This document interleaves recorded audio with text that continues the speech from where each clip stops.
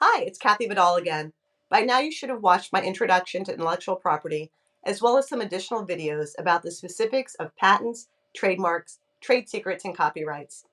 Today, I want to share a story that reinforces why intellectual property is so important to U.S. businesses.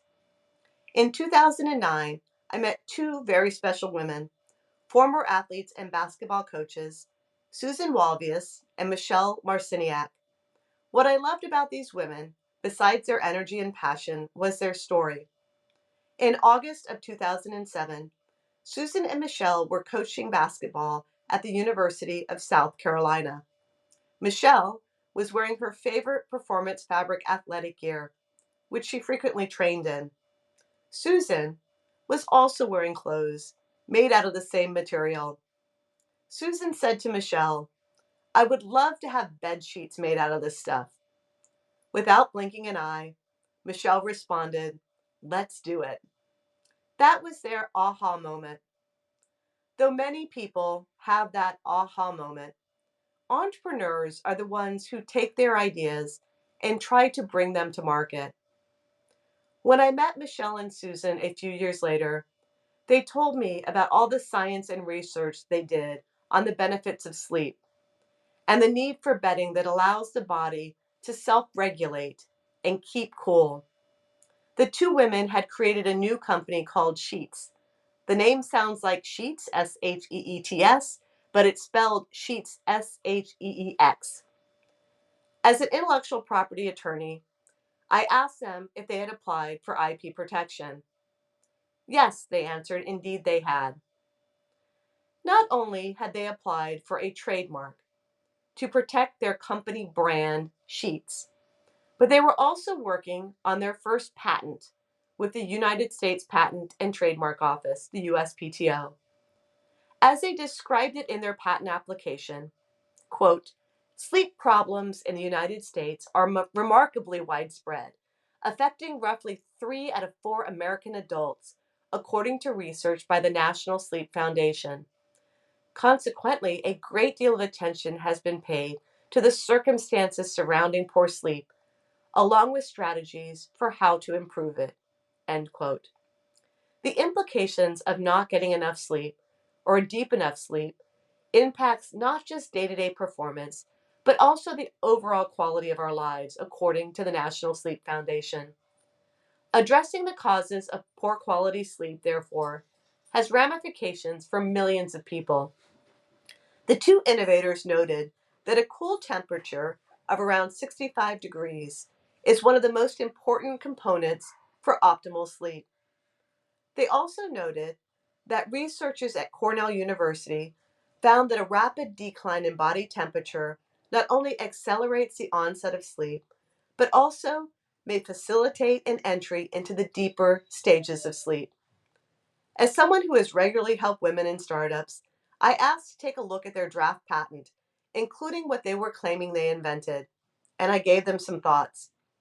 Generally, I would advise startups that it is not only important that they apply for patent protection, but that their patent advance their goals. First, patents can be used to secure funding. It is the surest way to tell potential investors that you have a plan for protecting their investment and ensuring others won't knock off your idea. Research has shown that a new company with a patent is able to increase the chances of securing a loan by 76% over 3 years, as compared to a company that does not have a patent. Second, patents can be used in marketing to show that what you are offering to the market is something unique. Third, patents can be used to prevent others from knocking off your idea and competing against you with the very idea that you had. And if they do knock you off, you can use your patent to have online stores take down their products. If these fraudulent competitors refuse to comply with your demands, then you can even enforce your patent in court. Fourth, patents facilitate cooperation. Think of the COVID vaccine. If mRNA had been kept secret and not patented, we would not have the great COVID-19 vaccines at such a rapid pace. Patents enabled the collaboration between different companies that was needed to create an effective vaccine. With patents, they could share their ideas with each other using licensing agreements. The result was that the different companies needed to produce the vaccine throughout the supply chain benefited from their own IP contributions. Fifth, patents can facilitate licensing. I was in Massachusetts recently and met with an inventor of a flap in a handbag that separates shoes from your other items. When the inventor started selling the products online, others copied her idea. She originally had their products taken down from the online store. Then she got more clever. She offered these competitors the right to continue to sell their products with her invention so long as they gave her some of the profits. As she describes it, now she can sit back on her couch and twiddle her thumbs and still make money. So let's get back to Susan and Michelle and their sheets fabrics. After we talked about patent strategy, I started to advise them in an official capacity. We were all so excited when they were awarded their first of 3 patents. They also received a trademark on their new line of products called Ridiculously Soft. But, as so often happens, once they started to sell their new innovative goods to the general public and experienced success, competitive companies from overseas, as well as a major US based company, co opted their idea and started competing with them with their own invention. Not only that, these companies copied the trade dress, that is, the look and feel of the product, so that the competitors' offerings were virtually indistinguishable from those belonging to Susan and Michelle. In all of their marketing materials, product literature, and packaging, these cheating companies used the same font, the same colors, and the same look. Now that they had their patents and trademarks in hand, it was time for Susan and Michelle to get serious. That kind of unfair competition can put a company out of business. And we need entrepreneurs like Susan and Michelle to thrive, to create jobs and opportunities, to create economic prosperity. So, on behalf of Susan and Michelle, I started having discussions with these companies who were directly stealing their ideas and their business. We didn't ask them to leave the market, but to just stop using Susan and Michelle's patents and trade dress. Once confronted, some went away quite easily. They stopped selling the knockoffs. But for a few of the other companies that were unwilling to comply, it took filing a lawsuit to get them to stop. Susan and Michelle sued these companies efficiently and effectively so that it didn't take too many months to go through the court system. As a result, we didn't use up Susan and Michelle's investment money on lawyers' fees and on litigation. When we took them to court based on IP protection provided by their patents, every single one of the copycats backed off. Today, Susan and Michelle run a thriving US startup company based in New Jersey. They sell directly to consumers. Since 2018, the company has grown its revenues by 518%. There are many thousands of other similar success stories out there. Some are well known and others are not.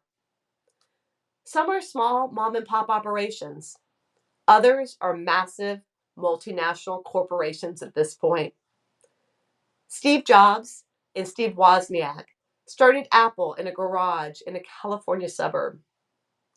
Lonnie Johnson was NASA's Jet Propulsion Laboratory and working on a new type of heat pump in the evenings when he had his aha moment for the Super Soaker. Miriam Croak was working at Bell Labs, now AT&T, when she patented voice over internet protocol technology, the basis of all video conferencing. And Anne Wojcicki in 2006 had a great idea on how to track an individual's ancestry by using the 23 chromosomes that can be traced from the DNA and saliva. She created 23andMe. Her direct-to-consumer business model was named the Inventor of the Year by Time magazine in 2008. All of these people did it on their own, but they also had the assistance of those who understood the importance of protecting intellectual property. The U.S. Patent and Trademark Office has stepped up to help all aspiring inventors and entrepreneurs. We now have many free resources to help startups thrive. We have created a new tool called the IP Identifier that can help the Susan and Michelles of the world identify the kind of IP that they need to succeed. I invite you to check out all the resources that are now available on USPTO.gov. You can start your journey by clicking on the New to IP link on our homepage. I want to thank you on behalf of our government for taking this course and being part of the solution, part of the next generation of innovators and entrepreneurs, and the many more people who are needing to bring good ideas and new products to reality. Only by increasing the amount of innovation will our nation continue to be the competitive force that we've always been. And if we can expand our innovation community by a factor of 4, we can increase our country's GDP by $1 trillion. That kind of change can lift individuals and entire communities out of poverty. And if that innovation is focused on key technologies, we can solve the world's biggest problems. Thank you for taking the initiative. Thank you for being the leaders of our future. We hope you enjoy your course.